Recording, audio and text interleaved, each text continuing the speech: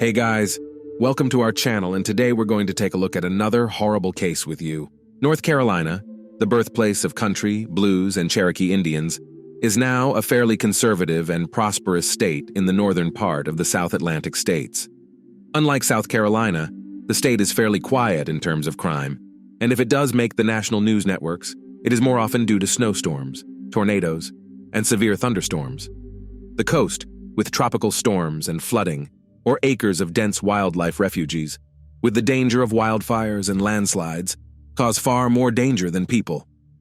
But not always. On April 10, 2019, it was 17-year-old Tristan who caused the storm. The teenager, from a religious large family, rather violently massacred his loved ones at the family home in Deep Gap, North Carolina. On Wednesday evening, emergency services received a call from a young woman reporting a large amount of blood in her home and 3 missing family members, her parents and younger brother. She added that she couldn't reach them. Police officers responded to the call and immediately drove to Deep Gap, about a mile from the Watauga and Wilkes County border. When patrol officers reached the home, they found blood on the walkway leading to the house, on the mat by the front door, and a blood trail inside the house stretching up the stairs. Officers searching the area outside found the body of a man covered in leaves under a hammock with several stab wounds. A little later, at about 10:30 p.m., the family's pickup truck was found hidden in the woods with the woman's body covered with a blanket and bags of mulch placed on top.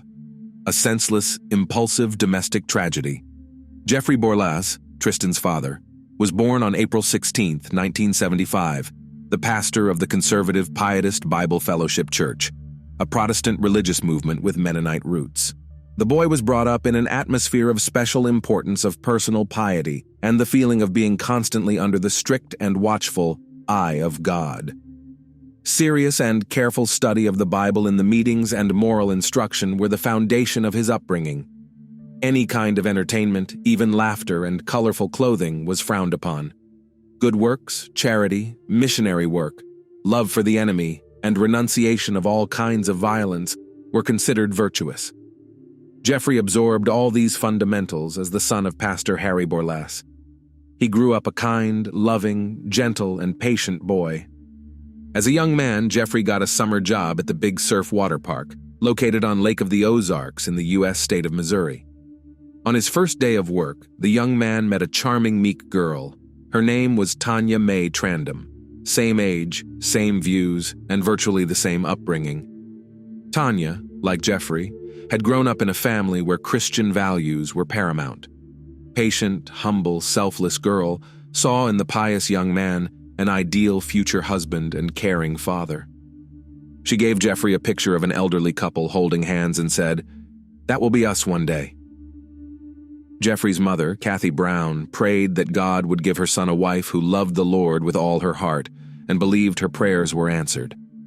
The young lovers married, and their family became a continuation of the ideas in which they themselves were raised. The photo presented by Tanya was carefully kept in the family album. Quite quickly, the young couple had their first child, an adorable girl named Taylor. Then, one after another, came 3 more children. The youngest was a son, whom the parents named Tristan. Taylor became the truest big sister to her siblings. She took care of everyone, helped everyone, supported everyone, but especially the girl was friends with her younger brother. For Tristan, Taylor became the best and only friend. Despite the age difference, they were everywhere together. They played sports, were fond of music, and pranked together. Pietism believes that the task of parenting is to establish the kingdom of God in the child's heart. As the 4 children grew older, Jeffrey and Tanya decided to fulfill their Christian duty and adopted 4 more boys from the orphanage. Open, loving, and friendly, according to others, the family became even larger with a total of 8 children. Taylor, twins Kaya and Alexis, Misery, Al, Stephen, Meliku, and Tristan. According to the family's religious beliefs, children were forbidden to use cell phones and social networks until a certain age, and asceticism in needs and desires was encouraged. Boys were forbidden to date girls until the end of high school, that is, until the age of 18. Bible study and other religious matters were mandatory. Otherwise, children grew up like any other boys and girls. Parents made no distinction between native and adopted children. They were all given the same attention, care, and affection. The loving mother created a harmonious atmosphere and carefully watched the internal order, relations between brothers and sisters, prayed a lot, and did good deeds. The couple believed that virtue should be nurtured by their own actions and taught their children mercy by example. When the people of Haiti were hit by a hurricane, Tanya sold her expensive wedding ring and sent the proceeds to a foundation building housing for the victims. In return, she bought herself a simple, regular, cheap ring. In 2015, Taylor graduated from high school and moved to Boone to attend Appalachian State University. This event hurt Tristan deeply. He lost his only friend and was alone. Taylor came home at the first opportunity, but now she had her own free life, and Tristan was left with the same old rules and routines. He had rebelled against the restrictions set since childhood and disagreed with his parents' religious views. He was annoyed by the lack of a cell phone and the inability to communicate with his peers on social networks, especially since such communication has become an integral part of the life of modern teenagers. After Taylor's departure, quarrels with his parents only became more frequent. In December 2017, there were pleasant changes in the life of the family. Jeffrey and his wife and children moved to a new house with a large lot in Deep Gap, Watauga County in North Carolina. The house was located on a dirt road leading into a wooded area and was much more spacious than the previous home. In addition, the new dwelling was just under 2 miles from the home of Robin, Tanya's mother, and the children's grandmother. The close proximity made it possible to call on her at any time if help was needed in looking after the youngest children. Whether the move had been as pleasant a change for Tristan was unknown, for he had to change his school and his surroundings. In Watauga, he went to the local high school and started track and field. Other kids took jobs as counselors at summer camps. At first glance, it might have seemed that there was never any trouble in the Borlas household, but that was not the case. Over time, Tristan's behavior became troubling. In 2018, the school insisted on several consultations with a psychologist about anger issues and a lack of impulsive behavior control. By 2019, when the young man was in high school, despite his excellent abilities, he began to have trouble understanding some school subjects, and these difficulties only increased with each passing day. From a diligent student who had always participated in the life of the school before the move, he turned into an indifferent, withdrawn teenager who lost interest in his studies. Tristan began to be late for lessons and had no desire to learn at all. It got to the point where he would put his headphones on during class and sit with an absent look. Some teachers tried to help Tristan, and he even made contact, but everything ended with unchanged indifference and lack of interest. Besides, the young man did not always behave adequately at home. By this time, he already had everything he constantly argued with his parents about: his own cell phone and access to social networks. Tristan spent a lot of time on the internet. In his Instagram account, he referred to himself as a musician. Taylor was constantly interested in the lives of her siblings and noticed that Tristan quarreled with his parents more often and argued with his mom about religious topics. She learned of his other problems at school as well. The sister tried to talk to her brother, but the former closeness was no longer there. After a while, the young man became friends with a girl from the religious community, Evelyn Faith Jackson. They began to meet, not particularly observing the prohibition on intimate relations. Sometimes they smoked forbidden plants, and Tristan complained about his mother, who at night discusses his behavior with him, which made Tristan tired and unable to concentrate in school. The young man was very worried that he has many faults that make him not live up to his mother's expectations, and she cannot be proud of him. Told that with his father he can be himself, but with his mother it is different. On April 10, 2019, a lot of secret things from Tristan's life came to light. Surveillance cameras were installed in the barn where the goats were kept, and Tristan's old cell phone, which he sometimes used secretly from his parents, was used as an access point. On this day, Tanya took the phone for some reason and read text messages in which her son was having sexual conversations with girls and discussing illegal drugs with them. Tristan was at school at the time and saw his phone start blinking with incoming messages. Shocked parents wrote to him in a family chat about the information found on Tristan's old phone. That same day, Sherry King, an English teacher in Tristan's class, called his mother with complaints about the teenager's grades and behavior. She would later testify at trial that Tanya Borlaz called her back and told her that she and her husband would be at the school soon and would pick Tristan up early to discuss his grades with him. Sherry King relayed her parents' words to Tristan, who was extremely surprised by the news. The couple left their youngest child with his grandmother and went to the middle school to deal with what was going on. The ride home passed in silence. At trial, Tristan will testify that the mother seemed tense and frowned constantly while leafing through his phone. A conversation took place at home that lasted about an hour and a half, after which Tanya texted her mother and told her that Tristan was not upset that they had taken away his phone and car keys until grades and behavior improved, and she would be coming to pick up the younger child soon. The message was sent at 4 p.m., after which the conversation apparently continued. From Tristan's words, he and his mother talked about the need to do well in school, cleanliness in relationships with girls, the dangers of illegal drugs, and that she did not want him to study religions other than Christianity. He was forced to listen and realized how much there was in him that should be corrected.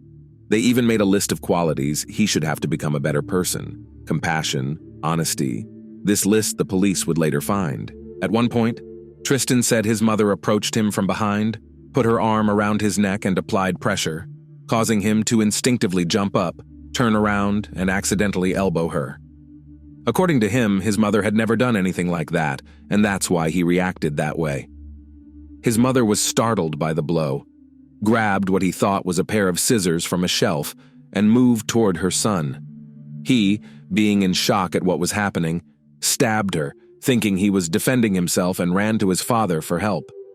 Later, forensic examination will find no evidence on Tristan's neck that his mother strangled him. And during the trial, the prosecution will show the jury photos of Tanya Borlas's neck taken by the medical examiner that show a broken neck bone. The psychologist, on the other hand, will show during the trial that, in his opinion, Tristan Borlase was mentally sane at the time of the crime, but suffered from a severely impaired cognitive state, experiencing depersonalization-derealization and feeling events unreal. However, the court and jury would disregard the psychologist's opinion, finding Tristan to be a skillful manipulator and a socially dangerous individual. According to Tristan, he did not understand what was happening, why his father was running away from him, and why he stabbed his father when he caught up, even though he was begging him for help. He remembered his father picking up a rock and saying, "Tristan, don't," but was certain that his father would rather let him be killed than try to harm him. Neighbors later reported hearing loud screams on the Borlas property at about 5:30 p.m. that Wednesday. After it was over, Tristan returned to the house, where he vomited, which, in the psychologist's opinion, indicated severe stress, not cold-blooded, calculated murder. However, the jury disagreed with the psychologist's opinion. After all, they were presented with the forensic medical examiner's reports at trial.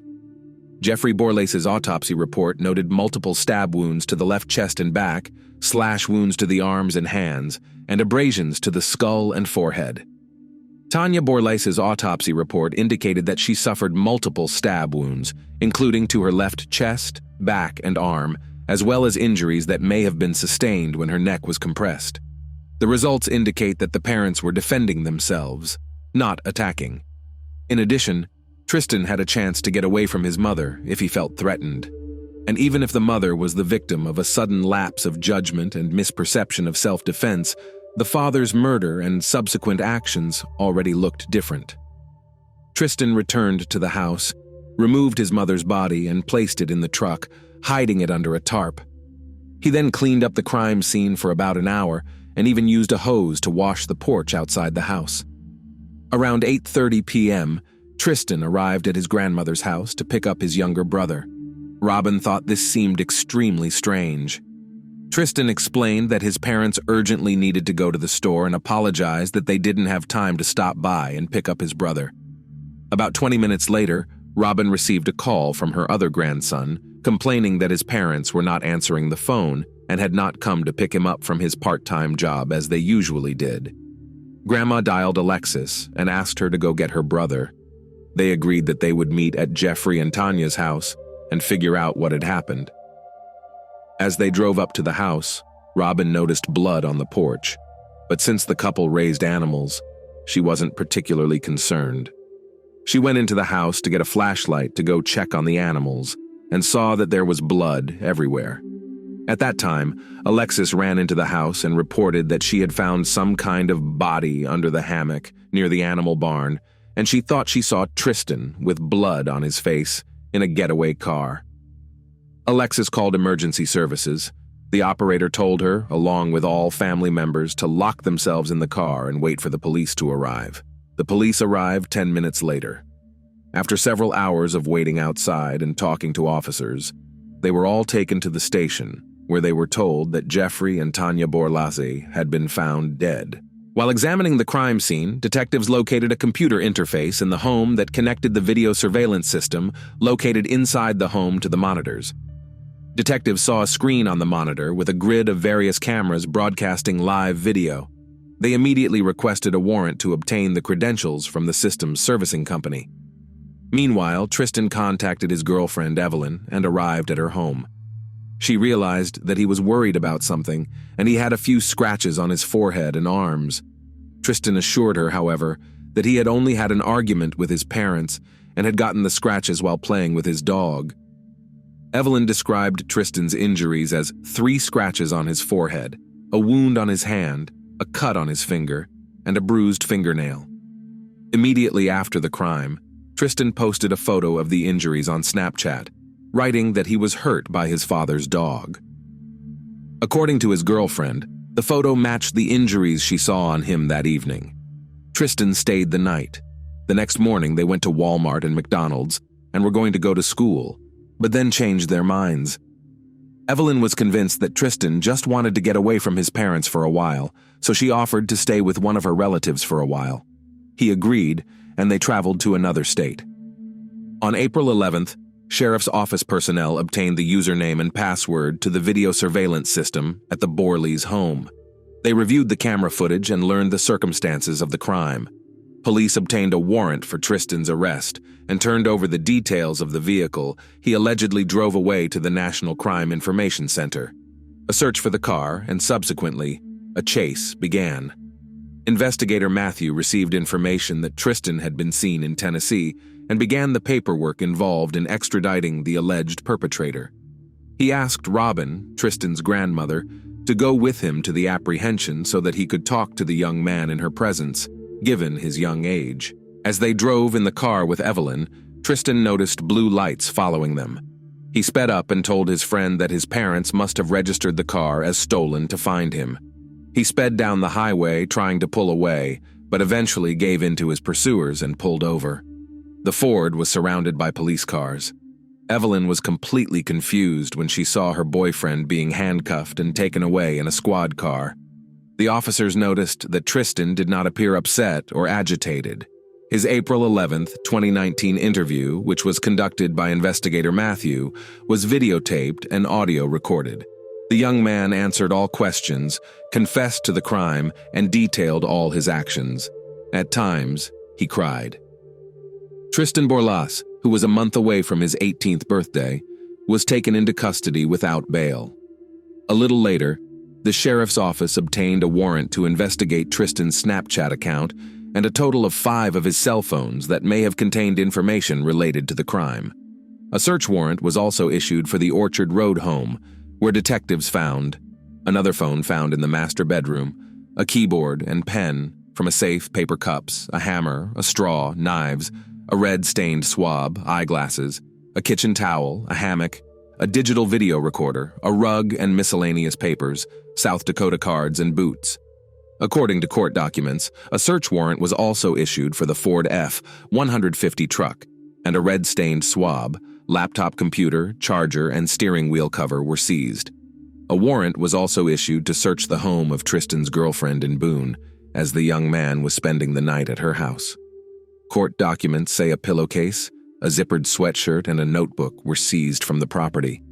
The results of the investigations and searches helped investigators reconstruct the chronology of events down to the smallest moments. The version of self-defense was considered untenable. Funeral services for the couple were held on April 17, 2019 at Bible Fellowship Church. Pastors William Krantz and Brad Gray officiated the ceremony. The children, experiencing the loss of their parents at such an early age, found the strength to write a touching obituary. "Our parents never got the opportunity to live for themselves because they always lived for us. Jeff and Tanya have always been an incredible joy to their parents and always a source of pride. Our parents made the world a better place, and we hope to continue that legacy by passionately loving people and pursuing Jesus." After the funeral, Taylor visited her brother in prison for the first time and was unpleasantly struck by his behavior. Not only was Tristan unrepentant, but he tried to blame the family for what had happened. It seemed to her sister that he was convinced he would regain his freedom sooner or later. Taylor felt disgusted, turned around, and left. Her second visit was on May 11th, on the occasion of Tristan's birthday. This time, she came with Grandma Robin, but the meeting was not much different from the previous one. Her brother was praising the party they'd thrown for him at the prison in honor of his birthday. Taylor found the behavior unacceptable, especially since their parents had died tragically. After this visit, the family decided to cut off any contact with Tristan. The trial began on February 16th, 2022. At the trial, Tristan expressed regret for what had happened. He agreed with everything his family had said about him and supported the decision for a permanent ban on contact to make the family feel safe. On March 3rd, Tristan Borlase was sentenced to life in prison without the possibility of parole on each count of first-degree murder. Judge Horn noted that mental health was somewhat of a mitigating factor, as the psychologist's report indicated that Tristan Borlase continued to suffer from anxiety, depression, and had developed symptoms consistent with post-traumatic stress disorder. However, Judge Horn stated that the psychologist found no evidence of psychotic disorders, although the anxiety and depression may indeed have been exacerbated by the continued use of illegal drugs. The most unusual fact in this story is that neither Tristan's family, nor his lawyer, nor he himself, made any statements about the motives that led to the crime. A pious family and a socially dangerous man using illegal drugs, who himself did not fully understand the reasons for what happened, or competently played the misunderstanding. That's on the one hand. And on the other hand, a self-hating young guy with low self-esteem, prone to depression, actively demonstrating symptoms of anxiety and not receiving the necessary qualified medical care. During the court session, the fact of panic attacks, which his mother helped him cope with, as she herself was prone to them, was voiced. One of the main provisions of the pedagogy of pietism: children burdened with original sin are immoral from birth, and therefore education and school should correct them, preparing them for the correct from the point of view of pietism, behavior in life by establishing strict discipline and suppression of children's self-consciousness. Strict love is supposedly for the good. A child who may have had an inherited overreactivity of the nervous system grew up under strict limits, constantly feeling that he was not a good enough godly person. Some by nature need more love, some less. The little boy was intensely jealous, according to his older sister's recollections, of the new brothers, whose appearance shifted the parents' attention. First, there was rebellion, then depressed moods and feelings of worthlessness, joined by illicit weed, panic attacks, and depersonalization/derealization states. He didn't accept his parents' religiosity. He couldn't be what his mother wanted him to be, and to be what he was, meant to be in need of correction. Was that list of needed fixes that the two of them wrote together with his mom, instead of finding contacts for a good therapist, the last straw? And was there any way to avoid such a senseless and merciless tragedy in a truly loving family? Thanks for watching, guys. Subscribe to the channel and don't forget to click on the bell not to miss new stories from around the world. See you soon. Take care.